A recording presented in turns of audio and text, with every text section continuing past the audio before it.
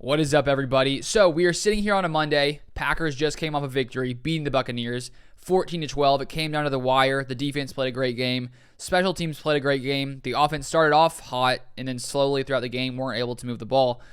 But luckily we got the victory. We're sitting at 2-1 after starting off with a loss to the Vikings. But now we're sitting in a pretty good position, I would say, right now, for the Packers overall. But there's one player I want to talk about and focus on this video, and then also go into a quote Rodgers had to say about him, and this is Romeo Dobbs.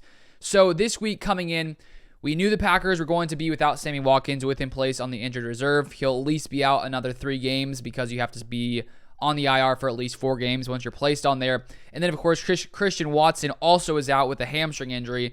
And Matt LaFleur even said before the game happened this week, a few days ago, that Romeo Dobbs is going to have some more opportunity. And we did see that happen yesterday. With those guys being injured, Romeo Dobbs had a lot more opportunity and a lot more targets went his way. So here is PFF.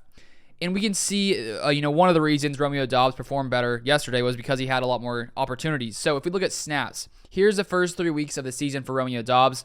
Week 1, Allen Lazard was injured, so you had a little bit more playing time there. 35 snaps overall. Week 2, Lazard comes back. Dobbs gets a little bit less work on offense. 25 snaps in Week 2. And then Week 3, we see his highest snap total of the entire season. 56 snaps, a little more than double of last week.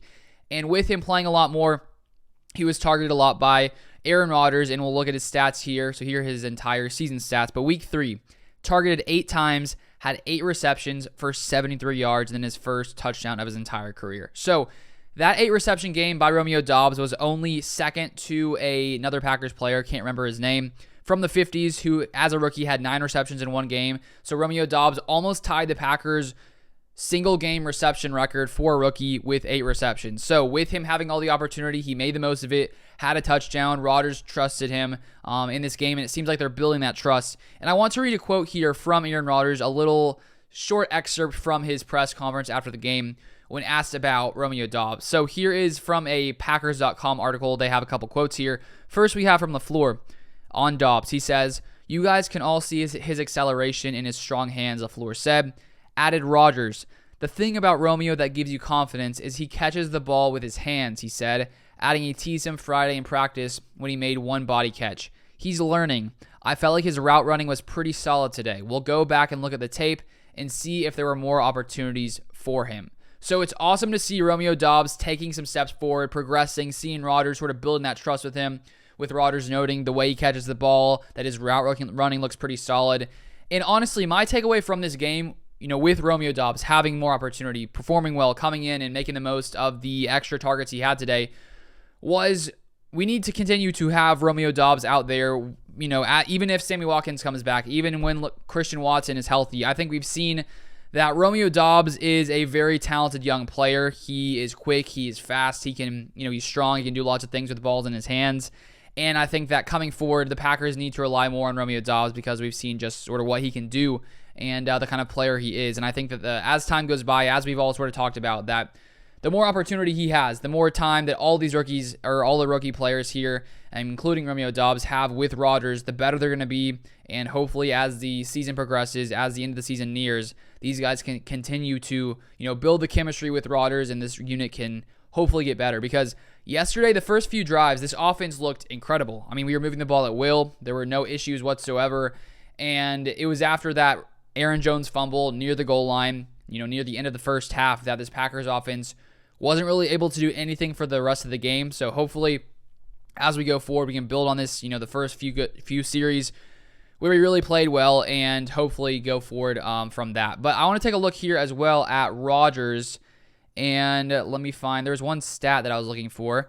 Let me see if I can find it. It should be by game here for PFF, and that is passing. So if we look at Aaron Rodgers and what he did versus pressure, so they have these cool stats here where you can see Rodgers when blitzed, he was blitzed 17 times. He was very, very good when blitzed. 14 of 17 when they brought pressure, or when they blitzed him, with 2 of his touchdowns, which he had a total of 2, were against the blitz. And you can see his grade, an 89.1, which is just out of this world. So when the Buccaneers decided to dial up pressure and blitz Aaron Rodgers, it did not go well whatsoever.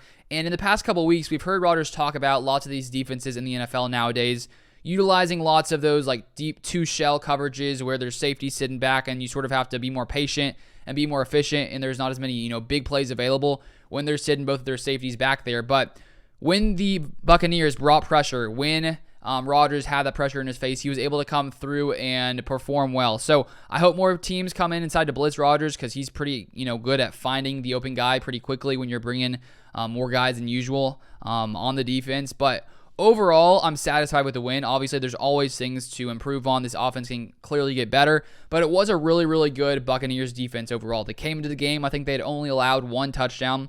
So even though the Packers, slowed down after the first few series, at least they were able to put up some points to get us the victory.